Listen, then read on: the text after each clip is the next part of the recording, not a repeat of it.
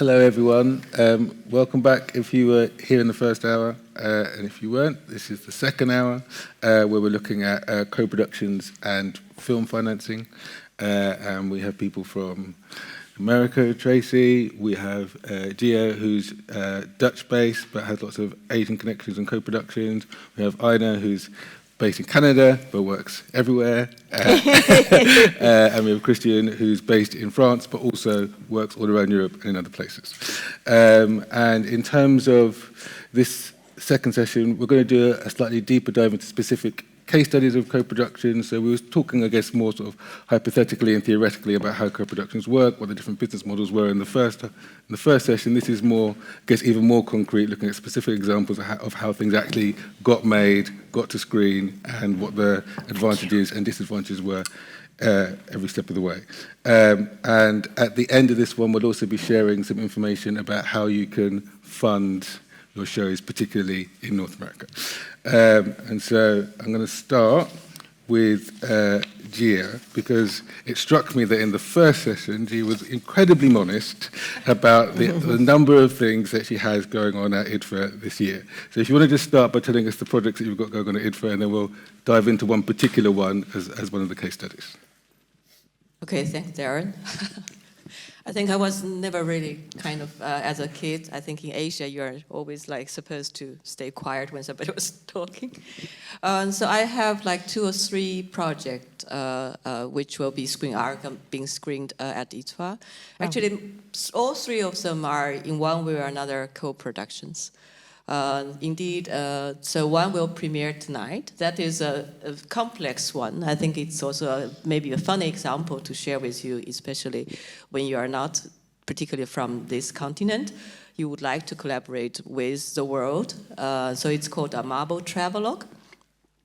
This project is by a Chinese young director, Xiang Wang. And he did his previous film, it's his debut film, it's a feature length which premiered in 2017 at IDFA. It's Dutch competition. It's called The Lady of the Harbor. And so this current project is financed by, among others, Arte, which I think it's very interesting how we got Arte on board, because it's obviously not the easiest broadcaster to convince when it comes to not well-known director who is also not from Europe. So we pitched this project at the Asian platform, and where also the European delegation was present. And then I followed it up as a European Asian producer during IDFA to keep it warm. I think this is also kind of a roadmap how you produce a young filmmaker, I would say. And then at some point So when you say to keep it warm, what do you mean? And then you invite the broadcaster, actually the one who really showed the real interest for tea or something else. And just to chat it a little bit more, you know, because I think when you meet for the first time, especially when it is really the first time kick-off of certain project, it needs some time to digest. And when they reply, that means that they do remember a project. Then you run after them and say, well, we developed in the meanwhile a bit this and that, just to show the progress. I think everybody here probably experienced that as well. It's not always like at the first time that you strike the deal. It's most of the time that you kind of find each other, and that's how it happened with this project. And Arte, in fact, confirmed their participation, I think, around that time, but not before. Because that is a long process. Christian knows probably more than I do about how long it often takes about 3 to 6 months before they really get the board meeting and to approve everything. But once it's approved, it's also done. So meaning that they are on board. This type of money is easy to spend. Free to spend. So it does not have obligation to spend in a certain country. And then on top of that, I also brought in NHK, also during the IDFA, actually, and so who also came on board, because this is my typical way of producing a non-European project that try to, combine the resources from different continents. And in the end, we, as pointed out, elsewhere. I think I want this project to be international also from expertise point of view, so I started to involve Dutch Film Fund as well at some stage to do certain things in this country. I think there are things that I prefer to do in Europe. So that's how, I think in a nutshell, how this project came to this point. It is like from budget point of view, maybe it's an okay budget, but it's not the biggest one. But I think from a profile point of view... Can you give a sense of what the budget was? 300K. Okay. Yeah. And good question. Yeah. and in euros or dollars? Or? Euro. Okay. Yeah. And I think, we in the end fully financed, but took us about, so we financed it along the way. So coming back to the earlier point, I think I have to produce a film without always the security to the really end. I mean, the end is like picture, my end is like rough cut stage, I would say. If I feel that I have found enough money to bring the project to that stage, I will give it a shot. Because especially in this case, I think I don't have the luxury to do this. But I think the good side is that this project was pitched everywhere. So I more than pitched 3 to 4 times, not only to find money, but really to kind of let people know about this project. I pitched at Vision du Réel. Actually, I think I enjoy doing this process because I think you also get to meet different people who have different things to say about your project, not only money. It's also like what they can offer, what they see in this project, and so that the project also grow. So Vision du Réel, after that, I also went back to Asia to pitch in China. And there we got also VOD platform interest. And then we followed that with a Korean pitch forum, which DMZ. And they also have a lot of Korean, by the way, in terms of co-production, maybe it's not that well known to all of you. It's a very good co-production country. Well, I'm going beyond this Europe and North America scope. But I definitely feel that you guys, if you are really, adventurous, not to forget the East Asia part, which is becoming very important also. And before we move on to another case study, just briefly explain why Korea in particular is a good place for people to be thinking about. They have next to the public broadcasting system. I think it's a little bit like Europe. They also have public funding, and also the government of the South Korea. Well, you have a small difference, but and is very keen to collaborate internationally. And I guess maybe China is asking, but China is I would say. Less free in that sense. But I think South Korea has a very good landscape to consider, especially when you think this could attract worldwide. It's not, really related to one continent. And they have good facility to do that. You may need to spend some money over there. Not necessarily. They also have good system for pre-sale. So like KBS, EBS, they have also pitch forums that to facilitate that. I think, Aina, you were there also for some, agents I thought, but also Tokyo Docs and DMZ, many times. And don't forget Asia. I think when you think, I now am a bit stuck with all these European broadcasters who don't get back to me, or there's no fund that I get access to. The US is maybe a little bit too far-fetched. They have delegation here, it's called RAPA. You should go get in touch with them. I'm promoting this for free. But I think they are really, fast-thinking people. They would like to go international, really try that. Great. Also, this project is partly financed by Korean money. Yeah. Excellent. Yeah. Okay. So Ida, you've also got a film here. The gig is up. Now, yes. Would you like us to show the clip now or later? Yes, let's look at the clip first so people can see what it's always about. a great moment in a live session when you ask for the... That we're being helped at all. Companies have a vested interest in us not noticing that we're being helped at all. Like, companies have a vested interest in us not noticing that we're being helped at all. Like, companies have a vested interest in us not noticing that we're being helped at all by people. I've seen jobs, see this? They're all a penny. Who would do that?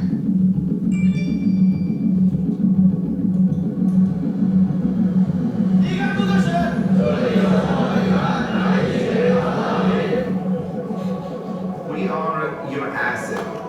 If you want to make money, you have to know this money is going to be through us. We'll replace the tyranny of the boss with tyranny of an algorithm.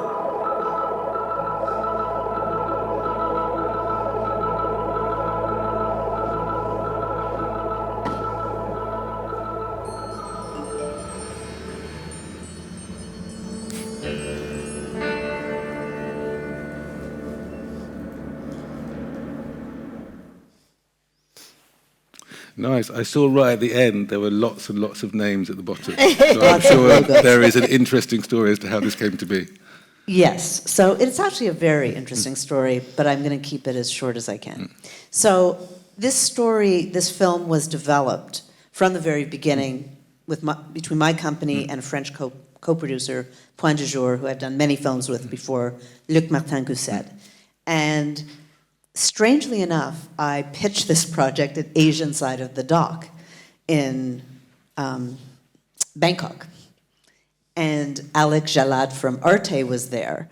And he came up to me and said, hey, this is really great, Ina. And at that point, I don't know if I was working with Luc at that point, but we had already started to talk about the project. And he said, oh, I love the director who's attached. At the time, it was someone by the name of Harold Crooks, who in the end didn't end up directing the film because he was doing another film.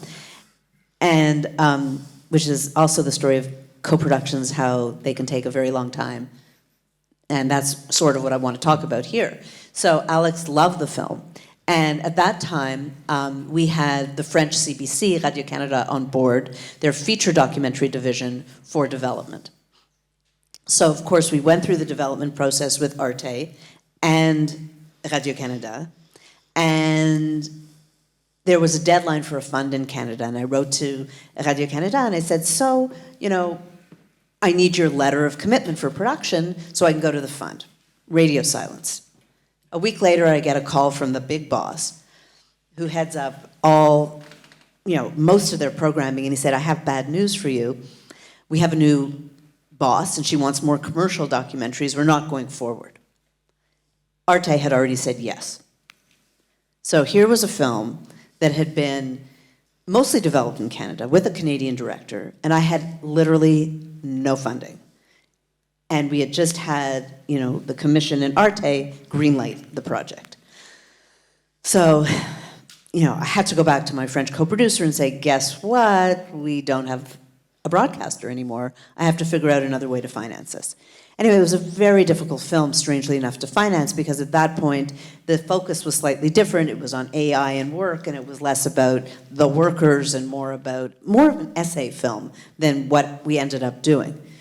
So there are other funds in Canada. We have a theatrical documentary fund, and I applied to that because the director, Harold Crooks, at the time, had a very successful film in theaters, both in Canada and in France. And I figured, we're going to get this money. So I'm sitting on an airplane, the head of telefilm programs is sitting next to me, and I said, so Stephanie, I applied to the fund, and she looked at me and said, you didn't get the money. I'm like, why? She said, well, this year we've decided, as you know, we want to push women directors, and therefore, as much as we love the project, no, we can't support it. Anyhow, imagine, right? Arte is waiting. And this is a typical co-production story because one of the things you realize after doing many co-productions is it's a miracle when the stars align because in Canada we have our system and in France they have their system and in the States you have your deadlines and sometimes investors like to come in at the very end, not at the very beginning. So that to me is like the biggest lesson in co-production is patience and respect for your co-producer because it doesn't always work out for everybody. But for some reason, despite the fact that Arte was getting increasingly impatient, they did stick with the project. And I decided, damn the torpedoes, I'm going to pitch the project again. I'm going to submit it to this Telefilm Theatrical Documentary Fund. I had just done a film, Inside Lehman Brothers, in the Oslo Diaries with the Documentary Channel in Canada, so they were pretty happy with me because both of them, one of them had been nominated for an Emmy and the other had a release in the US, so they were very happy. And I tweaked the proposal to be more in line with what a Canadian or North American broadcaster would be looking for, which is a character-driven film, whereas Arte was totally fine with an essay film. So again, another example of sometimes you do multiple versions and multiple pitches. Sorry, did Arte know that you tweaked when you pitched it? Yes, because I had told my co-producer that we want to bring the characters to the fore and less the experts, and he didn't disagree. Because again, still it was on paper, right? We hadn't, shot anything, and actually we did have the French shoot a character for us, which we ended up showing to the CBC. So to make a very long story short, what happened was I did get the Telefilm Fund, and this was, I guess, it was 2 years ago because an unnamed broadcaster from Arte, who I will not name, actually yelled at me about this project and said, why did you, what the hell, Ina? You pitched it to us ages ago and can't you get your act together? But anyways, I got my act together. And Documentary Channel comes on board, which was great. So I call up Harold Crooks and I say, hey, we're financed. He's like, well, too bad, I can't make the film. I'm busy on another film. So I call Telefilm because they're an author-driven fund. It's all about the director. And I said, listen, I have this problem. And they're like, you pitched us, Harold. We came on board because of that. And they said, okay, here's 5 directors that we think could do this. And I said, great, Shannon Walsh is on my list too. So Shannon ended up doing the film.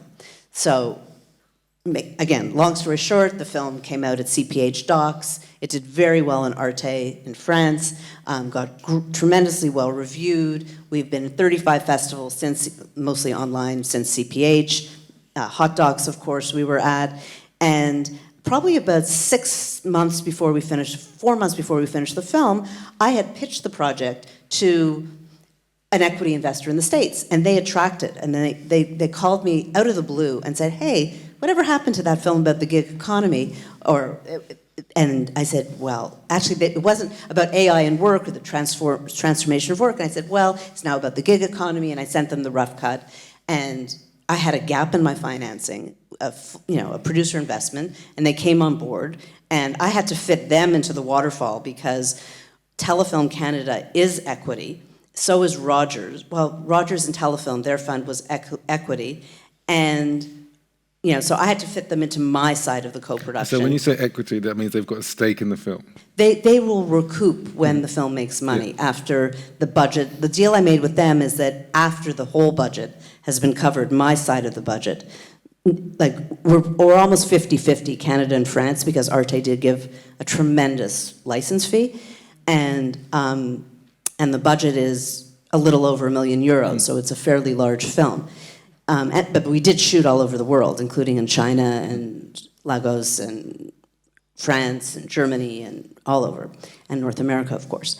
But so we had to, that late date, figure out, I had to, not my French co-producer, because they were pretty much financed on their side, had to figure out how to put this new piece into the project. But it was great because they gave us a little bit of money for our impact campaign, and it's great to have that, it was really nice to have another partner at the end who just support the film and are pushing the film. But in a nutshell, it was a great experience. The film's doing well. It had a theatrical and digital release in the US. Hopefully it'll go on some level of SVOD in the US in the new year. We have a theatrical coming up in Canada, then our broadcast on the CBC. But it's really a story for me of how timing for co-productions is really complicated because, it doesn't always happen at the same time. Like broadcasters don't react or partners don't react. And I really appreciate the fact that Arte was willing to wait over a year for us to get our act together. Right, thank you. So Christian, tell us your story. It's Time Thieves, right? My Share. story, yeah, it's about time. Well, this is probably a less exciting story than I Ines. But still, so it's about a film which is a bit older. It has been released in 2018. It's called Time Thieves, and I don't have a clip with me, but actually it's about time economy. So in a way, it's pretty close to what you have done, in a sense that it is about how time has become a commodity. And since the beginning of the industrial age, actually, and Fordism and Taylorism and so on. So, and how does this affect our life today when we as customers become more and more workers without noticing, by buying ourselves our plane tickets, etc., doing very much the cashier in the supermarket ourselves. These are just small examples, you know, or whatever, building together our furniture from IKEA. So, and this was a 90-minute documentary film, and the story goes like that, is that a very good Spanish producer, Marike, I'm not sure if she's here, maybe she wanted to come. Yes, there she is. So it's a great producer from Polar Films in Barcelona.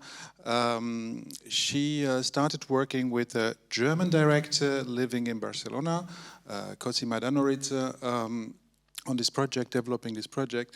And we have worked previously with Cosima on her previous film, so we knew each other. I was a bit jealous that that Cosima went first to Polar Star and not straight to me. I'm just kidding. No, but there's some truth in there, and I picked up this co-production because there's something interesting about that. And I know you mentioned actually the 50-50 thing, the question who is majority, who comes first, how much money do you have? One of my questions to your case study would have been also, was it for you let's say a co-production problem or a budgeting problem, you know? So did you miss money by missing the Canadian part, or did you miss actually being the majority producer as you have started producing the film? Short answer. Well, we were actually, you know, we were always close from the moment we signed the co-production agreement. We were always at that level, right? Because we didn't get started. Like, this is my policy. I don't get started a film until, as you said, until you know you can make the film. And it was an expensive film. We were shooting around the world. There was no cutting corners. So we did not start shooting until we were financed. Okay. So in this case, so the project has been developed by Marike together with Cosima, and also with money from media. Maybe we can talk about media a bit later. So for development, and Marike, she's Dutch but lives in Barcelona, and she's very international and knows a lot of broadcasters, and she has pitched already the project to many of them, including Arte. And this is where we meet, the moment when we meet at IDFA, and she tells me that she's looking for a French co-producer, and we have this Cosima connection, the director connection in a way, so we say, how about doing this together? But we did a lot of things on our own before, including speaking with Arte. So basically having Arte on board. And the deal that Marike and her colleague Carles suggested was actually that the French part would be lowered. So meaning what comes from Arte wouldn't be a full French part, because actually this work has been done by her, and I agree with that. I agreed. I think it was important that I agree with that. Although obviously this Arte is on board wasn't really 100% the case. As Gia mentioned, it's a very long process actually to get something green light by Arte. So it was a particular commissioning editor who liked very much the project and wanted to push it through the system. And then when we came on board, we did it together. So I'm telling this just to say that as there is a lot of money potentially in France, very often what happens, especially with territories which are a bit smaller, is that France gets the majority of financing, in that sense also the majority of the production, of the co-production, although the projects have been developed elsewhere. And this can be a friction at some point, creatively, financially, and that's why I think that was a very smart move. I wasn't very happy with in the beginning, but it was a very smart move actually to say, look, we did all this work before, so we want to keep the majority of the co-production. So basically what Polar Star Film has done was to get 2 Spanish broadcasters, 1 Catalan, 1 Spanish broadcaster on board, to get the cultural fund on board, and to find 6 pre-sales in Europe, well, 5 in Europe, 1 in Israel, so to be already part of this, and had media development, which is a European grant that is given to projects in development. So, and on my side, then I work with Arte. We got Arte on board. Again, part of the money from Arte has been considered as a Spanish part. The National TV Fund, which is an automatic support when you have a French broadcaster, so came on top of that, and then we submitted together again to media, but for production, and we got that too. So ultimately, the film has been made. It's more of an essay, what Arte likes more and more. But for me, what you call an essay, in a way, it's a more global film about an issue. It's not character-driven; it's rather issue-driven. So because essay, at least in France, is something else. So it's something very super artistic and almost experimental. So in this case, it's more investigative or topic-driven, where you approach one subject, time and time economy, from different perspectives in different parts of the world with characters, but they are not that important or relevant for the whole dramaturgy, for the whole story. So it's more the topic. And it went well. What happened, though, is that Arte, more or less in the middle of the editing, actually they changed a little bit the policy for the slots, for the 90-minute slots where we were. So at some point they said it needs to be investigative, while this film cannot be investigative. And at what stage of the production process did they say this? Editing. So they asked you to turn it into an investigative documentary in the edit? Yes. Oh, that's nice. Okay. Well, it wasn't, no, don't get me wrong, it wasn't that a commissioning editor wanted that, but they realized that actually these 90 minutes documentaries that they have on Tuesday primetime, they work much better when they have this kind of investigative mood, uncovering stories and so on. And you cannot uncover many things about time, actually. So I guess you agree with me. So it was in a way it was a hybrid, because it was also historic. So we had a lot of archives, we had a lot of story all around the world. So, but it was more, in a way, a meditation about capitalism and about time. So very difficult, I would say impossible actually, to turn it into an investigation. So that slowed the process at all. So time is of essence, patience is of essence here, because the processes are long, and also these are shifting grounds, so in many cases. But what is very important when you have such a strong and important, financially important broadcaster on board is that obviously they need to have an editorial say. And although the last say was with Polar Star Film, we agreed and worked very collaboratively. Actually, we knew that we have, not to please Arte, but actually to satisfy their needs, which again, partly was kind of a paradox, because it couldn't have been an investigation. Mm-hmm. But I have to say, you bring up what I think is one of the key points which we haven't discussed here, which is often when you're co-producing, your partners don't necessarily want the same things. So, the big surprise of The Gig Is Up is that, CBC's documentary channel, which runs feature-length creative documentaries, they had no problem with the fact that we don't come to the title of the film until literally 5 minutes into the film.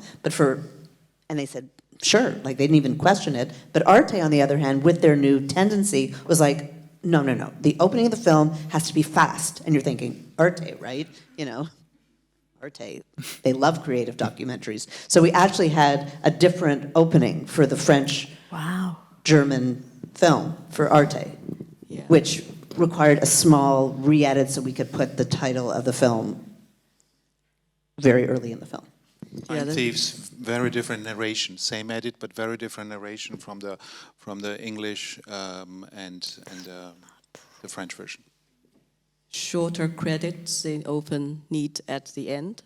And the other film that, like, I'm So Sorry, it's a Cannes film. It's also being screened now.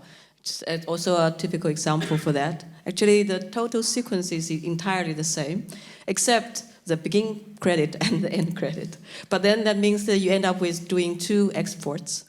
It costs money, it's 4K, it's shot in 8K. So it's like, yeah, it's crazy. And so are you always having to factor in terms of your budget, reversioning, different versions? And are you factoring in from the outset? You have to, because, you know, often there's length differences, and even if it's a few minutes, and, you know, like when we do a film for Radio-Canada or CBC, it's a maximum 45 seconds for Radio-Canada and 55, like it's, you know, every broadcaster has different needs. So you have to, you're always doing multiple versions. And sometimes it's worse than others. Like I've done ones where I've had to do a feature, a 1 hour and a 3 hour. And language. And sometimes need to be dubbed. Yeah. Okay, so I'm going to come to you, Tracy, because so far we've been hearing from people that are getting their money from broadcasters and different broadcasters around the world, and so they've got to please those different people. And for those of you who weren't in the first session, I called you the grant whisperer, and you gave an example of securing about, you know, 600,000 US worth of grants money for one project. And so could you tell us about a project that you're working on, or you've just worked on, where you secured it through that grant process? But also, I guess, what will be interesting for people is how do you make sure, if you don't have broadcasters involved, that when the film is done, that broadcasters are going to be interested in that film? Okay, lots of good questions. And I'm all of a sudden, grants are looking better to me after hearing the stories of my colleagues over here. I've always envied my non-American friends. But so our system is, and as we said in the first session, things are really changing dramatically in the States. And a number of the grants that I had gotten for the film that I'm going to describe, one of them in particular no longer is giving money directly to filmmakers. And it's made a huge difference. So I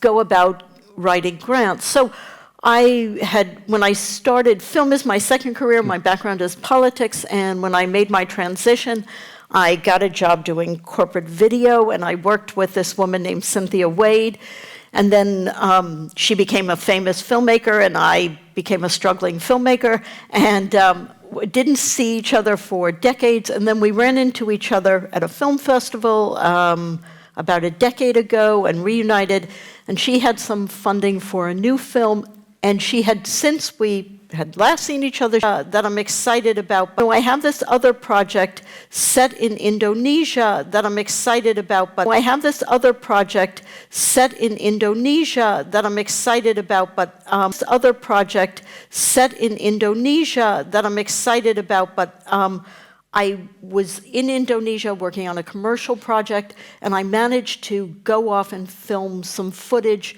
for this other project, and what do you think? So I looked at the footage, and it was just so powerful. So the story was about it set in East Java, and a multinational was drilling for natural gas, and they struck an underground volcano of toxic mud. And overnight, a tsunami of this toxic mud swallowed 17 villages.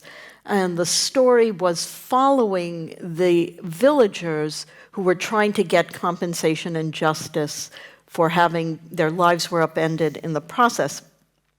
And so we have a fund, we mentioned it in the first session, called Catapult, which is, as Ina said, these two amazing women, one of whom is a filmmaker herself, and the other, by the way, is taking meetings virtually as part of the forum. Her name is Lisa Chanoff, is part of Catapult. And they realize that filmmakers are required in the States to put up money up front to develop a sample reel, to put together their materials, and there's a significant cost of time and investment of making, going out and shooting and cutting a trailer, especially during the break, Ina and I were saying, at the rates that American editors charge, which is, the going rate is now $4,000 a week. I know, it's insane. I do not get paid most of the time that I'm working on my film, and basically I'm raising money to pay an editor. And we all know documentaries are generally made in the edit room, but it is insane. So Catapult came into being to give filmmakers money to make their trailers. They know that we can't compete in the open marketplace of filmmaking without some sort of proof of concept of visuals. So Catapult gave us money, and one of the reasons, obviously there's the financial aspect of grants, but the other benefit is, if you think about it, if you are in the industry, if you're a distributor, if you're a broadcaster, you can't be aware of every single film out there. We're flooded. There's such a deluge of content out there. And the way the industry vets projects is that they look at forums like IDFA, but they also look at who gets grants. So as soon as you get a grant, all of a sudden your inbox is flooded with emails from all of those people who a week earlier wouldn't answer your email if your life depended on it. So all of a sudden... And how do you feel about that when you get those emails? Well, I'm happy to get on their radar screen, in truth, whatever it takes. And I'm always thinking long term, that now I'm on their radar screen and they're going to answer my emails, whether it's for this project or for my next. So, and I try to leverage those relationships. So what I'm thinking now, so all of a sudden broadcasters are writing to me. And one of the things, in terms of the question you asked is, and I don't know if this is true in Europe, actually, clearly from this conversation it's true. In the States, broadcasters are not going to get on board until you have either a rough cut or a fine cut. All the risk is on the side of the filmmakers, unless you're a really established filmmaker or you have unique access, a story that no one else has, and that's very rare. So even in the case I have this Academy Award-winning filmmaker like POV, which is our sort of Storyville, very prestigious strand on public television, which takes one-off documentaries, which is hard to find slots for. Like, they immediately wrote to us, oh, congratulations on your grant from Catapult, we're so excited. We would love to track your project, right? They're not offering us a deal, but it now means that we can send them cuts. And so all of a sudden you gain a Just so I'm clear, you're supposed to be glad, just playing devil's advocate, you're supposed to be glad that someone's got in contact with you and is not offering you money, but just saying, we are aware of your project and we will remain aware and invested in being aware of your project and no more. It is, everything about being in the United States right now is sad, and you're making me realize that's sad too, but yes, on the other hand, I'm trying to keep my options open. Mm-hmm. And so here's where it's different. So the reason that I focus on grants, which we said in the earlier panel, is that I keep all the rights, right? These are charitable donations from foundations. They can even be from private individuals. They get tax write-offs for giving money to my film. But then I'm not giving away any of my rights. And so that's what I'm trying to do. I'm trying for my filmmakers who are barely getting paid, working like dogs on this film, taking all the risks along with me. I want us to have the rights so that we can sell it for, $10 million to Netflix, which sadly did not happen, or I probably wouldn't be here right now. So, okay, so we get the Catapult, and now I think of my funders, right? They're literally invested in my project, and they are now allies. So the two women, Bonnie Shank, who's a filmmaker, she did Inconvenient Truth 2, a film called Athlete A that's out now, Audrey and Daisy, like big filmmaker, and then Lisa Chanoff, who's a former lawyer who's now involved in the fund. Lisa was coming to New York, so I said, you travel in the world of funders, perhaps you know others who might be interested in the film. And so we got together and we were brainstorming because an email from her promoting the film is going to be a lot stronger than an email from me. And so I'm always trying to use like any crack in the door to build more relationships. So we then applied, I think we got a grant from Chicken and Egg, and then that increased our visibility in the industry. We then applied, this is the funder that has no longer funds individual filmmakers. They now give their money to like Sundance, to gatekeepers. And once I had expended the money they gave us, which was $200,000, it was a very big grant, they asked for like a feedback, and I figured, well, they're no longer giving funding to individual filmmakers, and I just wrote them the most scathing denunciation about how hard they had made it for the lives of filmmakers, because now most funders like Sundance or Chicken and Egg, they give between $25,000 and $50,000. I have to get 4 to 8 grants to make up for that money that MacArthur had given in one grant. Okay, be that as it may, we're now getting more and more funding. Now, it's an expensive film, like Ina's film, it's in, I know, I'm sorry. I've gotten both her first and her last name wrong today, and she's been gracious to me every time I get it wrong. I'm sorry. So we now got invited to Hot Docs to pitch at that forum. Now, I don't know how it works at IDFA. I've never pitched at IDFA, but at Hot Docs, you have to pay for a festival badge. At that time, it was $784. You have to pay for your flights, you have to pay for a hotel, and you have to pay for your meals. There were 3 of us. There were 2 directors and me. That was thousands of dollars. And so we decided we weren't far enough along to justify the expense. So we kept working on the film. And did you get into Hot Docs? Like you were they accepted? asked us to apply. Okay, so okay. Okay, so we turned them down. We were like, we will apply, but this isn't the right time. We decided it wasn't a good use of our limited funds. And so the filmmakers kept going back to Indonesia. And fortunately, Cynthia is a cinematographer mainly, who's turned filmmaker. And so the film, like the sample footage was just breathtaking. And so that really helped us.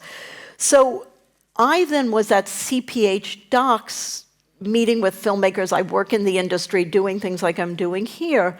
It was probably 6 or 7 years ago, and Joshua Oppenheimer was there. And he had just done Act of Killing, and I went up to him thinking, he's a god amongst men. He's never going to talk to a lowlife like me.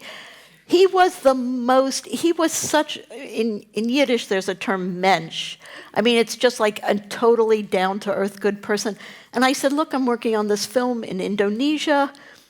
You know Indonesia. How did you finance the film? And he sat down, we had coffee, and he said, he got excited. I showed him the footage. And he said, well, you should be in touch with the Ford Foundation. They have an office in Indonesia. Here are the contacts. And he gave me the name of people in Indonesia. So when I got back to the States, I immediately wrote to the Ford Foundation folks in Indonesia. Ford had been the main funder on a film that I co-directed. So I knew a bit about how Ford worked, and I knew that going to an office outside of the United States would make it even more desirable to the folks in the main office in New York. Because? Because they could justify, because there are so many filmmakers in New York, and I think that funders are, like the Ford Foundation, it's an international foundation. And so they want to be able to fund their regional offices. So having the people in Indonesia saying this is an important film, because it was dealing with political subjects. And so the fact that they were sort of giving us their vetting it and their sanctioning it made it much more attractive than if we had just gone to the New York office. And so it was very strategic, and Joshua explained that to me, and it worked like a charm. And so when Cynthia and Sasha were going back to Indonesia, they strategically met with the folks in the regional office at Ford, and they screened the footage. And so then we applied, and first we got 150 from Ford, and then as we moved on, we got another 75. Okay, so now I then wrote to some private individuals, but I wanted the money as grant money, and some individuals put up money because at that time— How much? 25,000. Yeah, for certain wealthy individuals, that's just a tax write-off. I look forward to the day when you and I can write those checks. Me but too. Yep, that day hasn't yet arrived. So, so then by the next year, we probably had about 650,000 at this point. We decided now to apply to Hot Docs. And so we then did pitch the film at Hot Docs, and it was very, very successful. And at that point, equity people started coming at us, and I decided that I wanted to be able to raise the full budget of the film from grant funding. So the amazing thing is that the film started, it was following 3 families in the aftermath of this catastrophe. But as we were working on the film, the 2 directors felt that it couldn't sustain all 3 characters. Multiple character films are often hard. So somewhere in the film, it becomes about 2 families. And at some point, I learned that one of the directors, without running it by me, a director run amok, has contacted the Ford Foundation to say that she doesn't feel the film the money they had given us was for a feature. She didn't feel it could sustain a feature and wanted to make it into a short. So after I had a heart attack— I was going to say, how did you feel when you heard that? I was like on the floor, and I couldn't decide whether to kill her or to just leave the country altogether. So the Ford Foundation amazingly said, well, can you send us a rough cut? We'd like to look at the film, and then we can have a conversation. So we sent them the rough cut, and they looked at it, and they said, we believe the film can sustain a feature-length film, and we would like you to continue to try to make that work. Now, in the meantime, I had gone to Sundance, and there I was a producer fellow, and I got invited to a session, a case study, with the filmmaker Yancey Ford about a film called Strong Island. And Yancey, amazingly, had gone to Denmark. Yancey, an American filmmaker, had gone to work with Janus, the editor of The Act of Killing, a very famous Danish editor. And so I heard the case study between Janus and Yancey. Yancey is a black filmmaker. Janus is an old white man. And hearing their collaboration and how a deeply problematic story about race, and how these 2 work together, and Janus's sensitivity around this, and able to be a vehicle for Yancey to tell this incredibly powerful story, made me realize this was the editor that my filmmakers needed. So when Ford said, we want you to continue to try to make this into a feature-length doc, I said, okay, we need another $100,000 so that my filmmakers can go to Denmark and work with Janus. And so I immediately wrote to Janus, and I'm like, what do you think about my filmmakers coming to work with you? And amazingly, Ford gave us the money, and that's what happened. So how much money in total did you get out of Ford? We got $350,000, and we raised about $871,000 in total in grant funding, which I don't think could happen now because that MacArthur grant doesn't exist anymore. But we did then keep all the rights. Now, with our funders, nobody questioned our budget because there were 8 trips to Indonesia for the 2 filmmakers. They ended up, and at one point, they were granted an interview with the Donald Trump of Indonesia, who was the head of the multinational that caused this big environmental disaster. And we had to get kidnapping insurance and security, which I didn't even know those existed. So all of a sudden, we had been trying for years to get this interview, and all of a sudden, the people for this guy in Indonesia, this big Trump guy, said, if you come here in a month, you can have the interview. So I had to raise $65,000 like instantly. But having urgency and an opportunity like that, you have a specific need, it's very contained, and funders just came in and gave us the money.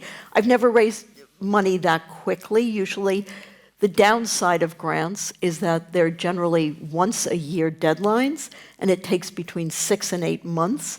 So I'm always trying to plant as many seeds as I can, because you never know if you're going to get it, and you never know. So ours is very similar, that there's precariousness at every step, but money does breed money. And sorry, just to stop please. you, only because we've got 10 minutes left. Okay. And Can I just make one comment about what you said, which I think this audience would really appreciate, is that grant money in the US has to go through a fiscal sponsor. Yes. And you talked a lot about... What a perfect segue. Okay. Ta-da! We planned that.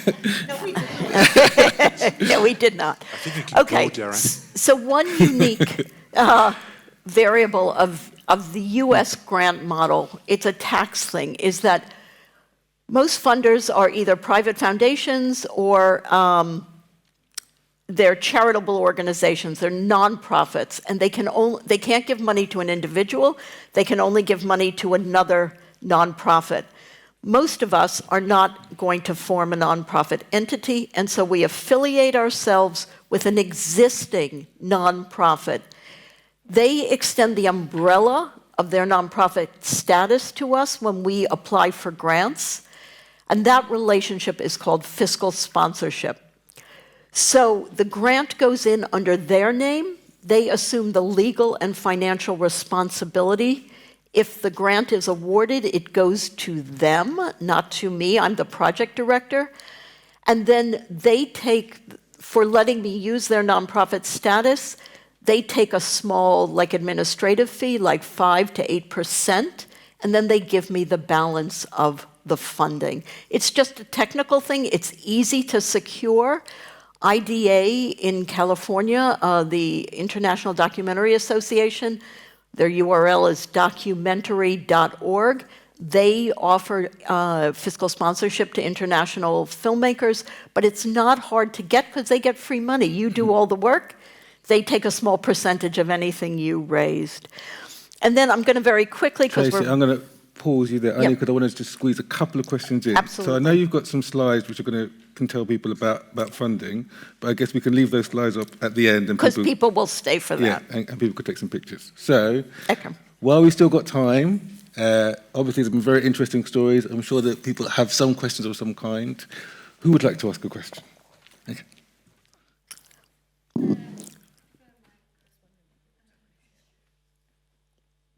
Hello, my name's Lily. I am American, but based in the UK. I was wondering, when you were talking about your film in Indonesia, I'm assuming that film was made a few years ago, since now when you're speaking about films being really important, why are you the one to make the film? Could you... Great question. Could you elaborate more Right, on why that? did 3 white non-Muslim women make this film?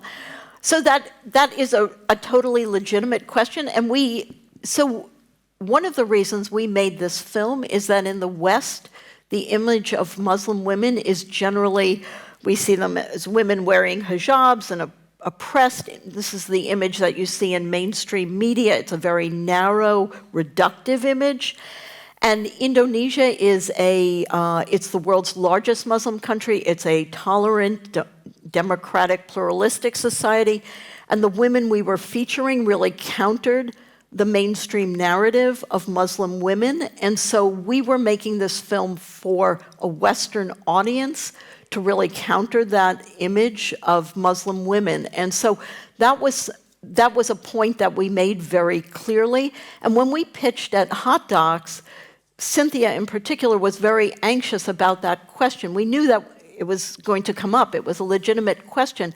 And so we had prepared an answer, and we were also talking to Western broadcasters as to why this film was important for them to show on their channels to a Western predominantly white audience. And so that was the response we gave, and it was something that made sense, and it was on POV, largely for that reason. Next question.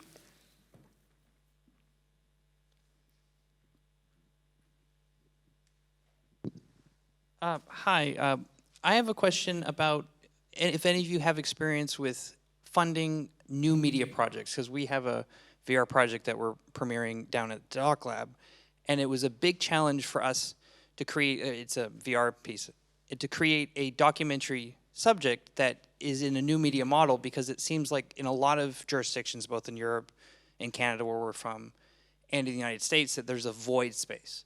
There's funding for traditional screen media and television and streaming, and then there's an entirely different technical, game development, software platforms, and then there's the other sphere, which is the Silicon Valley and tech investment. And there's this Venn diagram that has a very large opening in the middle. So have you had any experience with emergent or convergent projects? Yeah, I've done two, actually. Can I just add that it's a documentary, because funding VR games, it's a completely different story. We are making documentaries in VR. Yeah, these are both documentaries, actually. One of them was an original VR project, and it was a co-production between, and we don't have a treaty, like there are no treaty VR, like emergent media, like they just don't exist. They don't fall in the treaty. They're not bound by the rules, which is actually a blessing in a way, because you don't have to worry about points, although when you get money from the Canadian system, you still have to spend 75% of the money you get in Canada. So I've done two. One was a VR documentary, which had its world premiere at Venice, not this past year, but the year before, and then went on to many other festivals and South by and et cetera, and it was pretty much funded by the Canadian government, a broadcaster in Israel, and we have what are called I can't remember the name of it, but our Canada Media Fund has international incentives where two countries get together, they match funds. So, France, Belgium and Canada have one, and Israel and Canada had this one just once for emergent media. And so that's how that was funded. And then a second project. So, there is some money there, but I have to say it's challenging because, the market for VR documentaries is very limited, as you know. So, it's not an obvious, like, I think what you were saying is true. A lot of the tech money goes into gaming and stuff that's considered more commercial than a VR documentary. But there are grants that will support, there is some money in the States. I know that Catapult, for example, they have once or twice put money into Sundance. Sundance. Well, no, actually, Sundance doesn't. No, they don't. They did. No, they had they New don't anymore. Frontier. Okay. No, they don't. They don't put soft money into. They might invite you to workshops and this and that, but they don't put soft money in. So it's challenging, I have to say. But you can cobble together. Like there are a lot of not a lot, but there are funds in Europe and France as well. The CNC actually. The second project I did, we got money from the CNC and from the Canada Media Fund and from a small amount from our broadcaster to do an interactive graphic novel based on a documentary that we did as well. So there is some funds out there, but they're hard. They're very difficult to find. Indeed, some of the traditional broadcasters, they also experiment in that sense. Like Arte has been done in the past. They were pioneering, together with the Canadians, a lot of interactive documentaries, web docs in the very beginning, like 15 years ago. And they still do VR, for instance. They still do innovative projects, which are more on an experimental basis. So there was a question that wasn't asked in the first session, but I'm aware of it, and I thought it was a very good question, and they were too shy to ask it the first time round. But they've already been prepared, and they've had an hour to prepare themselves to ask the question. So, yeah, David, if you want to ask the question you mentioned to me in the break. Thanks, guys. Very informative session. There are certain international films that seem to attract European broadcasters? You know, you see the list of names at the end, the sort of usual suspects, for want of a better expression. I'm just curious if you guys have any insight into why certain films, why broadcasters seem to congregate around certain films. Is it the great relationships of the producer? Is it they all attended the same pitch forums? Is there any particular reason why certain films get the funding and some don't? I think there is. And, you know, I think what I've noticed in the last few years, and, you know, the pandemic is not the best example because things went a little wonky, is you'd see the same film being pitched 3 times, like at different pitch forums. So it might go to IDFA, it might go to CPH, it might, usually not IDFA and CPH, but, you know, CPH and hot dogs. And there's momentum, I think, that develops alongside certain films that people start to hear about it more and more. And then there's a sense of, this film might actually go to Sundance. The director has been to Sundance before. The producer may have had a film at Sundance. And what I've noticed is a lot of the European broadcasters really want to be part of that and be part of that kind of, so it's, I feel it's like momentum. But I think the good news, the flip side is, there are those breakout films, and everyone goes, wow, never heard of that filmmaker, never heard of that producer, and they get into a big festival, or they have, you know, a notoriety. So I you know, like, I don't want to be the cynic and say, hey, it's only, you know, X producer, X director who gets funding. No, not at all. I mean, but I do think there is sometimes a connection between some of these films that are doing the forum tours, and, you know, there's a buzz. And I have to admit that sometimes, you know, as you said before, it's very expensive to pitch. Like, it's crazy. And one of the blessings I feel from this online virtual world is that there was an accessibility that there has not been before, that people who could not afford the thousands of dollars to jump on a plane and go to Toronto or come here, you know, were actually able to pitch. So, but I think strategically, as a producer, sometimes I say, you know, do I really need to pitch this? Not really, but it will give a certain recognition to my project. Christian, you were going to say something? But I guess your question was more about themes than about certain projects. I don't know if this is what you meant. Yeah. Well, I guess what is happening, and it seems like a paradox, is that on one hand stories are becoming more local. Traditional broadcasters, they are challenged by streamers, and what they do very often, they say, okay, I need to please my audience. So the pressure on them to have good ratings the next morning, you know, so it's very big. And things that are too experimental or too far away, so they have a hard time in a way. So and that's one side, and on the other side you have this rather global films that might end up at Sundance and be successful and be sold all around the world. So it is a paradox somehow. So I feel it in a way, so that I become in a way schizophrenic, that I have projects that I pitch only to French broadcasting, and then I stay French, you know. So and then go international with others, which are completely different. Me too. Yeah, did you want to say that? Yeah, maybe there is also a difference between the streamer and the linear, I would say. So I think your question probably is more like for the existing broadcasters, right? Here, the public broadcasters. But I think the streamers, they don't talk about slots. So I guess they're also, from a sales point of view, it's also a variety of content that they do take. So I think, yeah, that's definitely, there is more chance, I would say. Thank you. I can see hands up.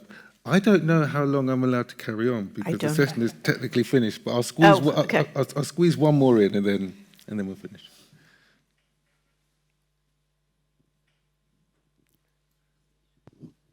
Hey guys, thank you very much. My name is Daniel Tené. I'm a producer from Germany, and I was just wondering, as we talked about funding a lot, and we know that European funders are bureaucratic, so having a co-production is more bureaucratic. And I was wondering if you then would also implement American equity funding, for example, what your guys' experience was in terms of the communication and the bureaucracy with those European funders you were also working with? So what was the question? So just the experiences you guys had when working with private equity from the US and European funders. In terms of what, the level of bureaucracy? Yeah, and overall just how the process was. Well, I mean, they're just different deals in a way, right? Like you still have to negotiate a deal with, you know, an equity investor. You know, clearly a fund where there's, you know, a level of, you know, public funding, the accountability is very high, right? And, you know, it's less about recoupment and it's more about values and culture and, you know, being, you know, sensitive and fair and all of these other things that an equity investor won't necessarily ask you about. But at the end of the day, you're still, you know, you still have to negotiate a deal. There's still paperwork. Nobody just writes you a check. But obviously, legal aspects are very important. So the first time I worked with America, so it was basically the first time I had to hire a lawyer actually to help me out with the contract, even to understand the contract, you know, so what I was signing. So yeah, of course it's complex, but I mean, I think also we need to get out of our comfort zone in many situations, also because money is getting less and less in each territory. So working together, collaborate, use the experience, profit from the experience of someone else who is in another territory. So it's crucial. Maybe also in terms of outreach, because I feel that when, you know, when everybody becomes a part of certain game, they will be more engaged in terms of when the film is out, they will do their more best to bring it to that territory. So that's also part of, I think, my drive to co-produce or maybe to collaborate with other continents. It's really not only about money. I think it's really very complex to collaborate with far countries, but does have some benefit for the film. So when I was asked to do this panel, my main concern was how was I going to help fill 2 hours? Which seems to be a very minor concern now, seeing as we've overrun, which just goes to show how much there is to talk about in this space. But we have actually come to the end of the panel. But I know that Tracy's got some information that she wanted to share, so maybe we can just leave that up there, and then people can always take screen grabs. Right. And get links to funding. I'll do this. I'm going to stand up just so I can see them. But so here are a few. This is Catapult. I'll do these quickly so you can take your photos. It tells you what their range is, their URLs. Okay. Next, Sundance. Everybody knows this one, right? Easier to get into Harvard than to get a grant from these guys. They also have labs. You should look into their labs. They're now open to, I think, people internationally. So Sundance has some sub-funds. The second one, the Luminate Fund, is only available to people in this completely random collection of countries. I can't begin to tell you why. And then the Candida Fund, People, Place, and Planet, like again, I have no idea. That seems sort of broad, but good. And as you see, they have 3 levels of funding, right? Development, production, and impact. The others are just development and production, post-production. Chicken and Egg, this is only for women filmmakers, but it's from filmmakers around the world. It's not only money, it is also mentorship.